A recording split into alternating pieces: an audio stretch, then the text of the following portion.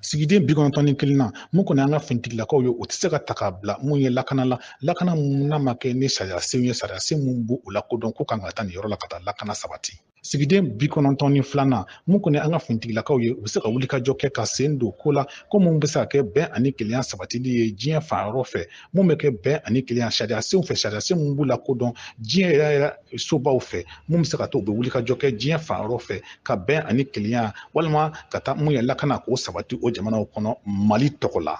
Sigiden 93 jamana ɲɛmaaso kan k'i hakili to an ka finitigilakaw la kosɛbɛ kosɛbɛ mun ye ka wulikajɔ kɛ wulikajɔ minnu bɛ kɛ sababu ye mun ye ka minɛ ɲini ka d'u ma minɛ minnu bɛ se ka kɛ mun y'u ka baara fɛn ye fo ka hakili to cɛdenw na cɛden minnu bɛ ta ka bila u ka bolo kan walasa ka baara kɛ ka s'a dan na mun fana ye ka fɛn bila u ka bolo kan mun ye ka nafolo bila u ka bolo kan nafolo mun n'u bɛ se ka wulikajɔ kɛ mun y'u ka cɛdenw k'u la don n'o ye walima ka baaraw boloda n'o nafolo ye o kan ka kɛ jamana ɲɛmaaso fɛ ka di an ka finitigilakaw ma.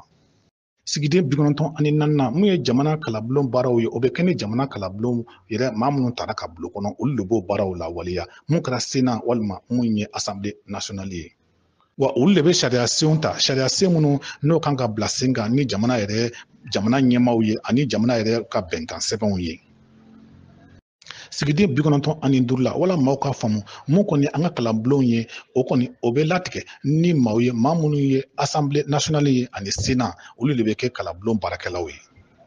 Wa o jɛkulu in fila in bɛ lawaleya ni jɛkulu kelen ye ɲɛmaa kelen wa o ɲɛmaa o ye mun ye an ka Assemblée ɲɛmaa n'o y'an ka kalanbulon ɲɛmaaba ye wa a ka dankan o ye Sena ɲɛmaa ye mun bɛ lawaleya wa olu de bɛ baara in latigɛ.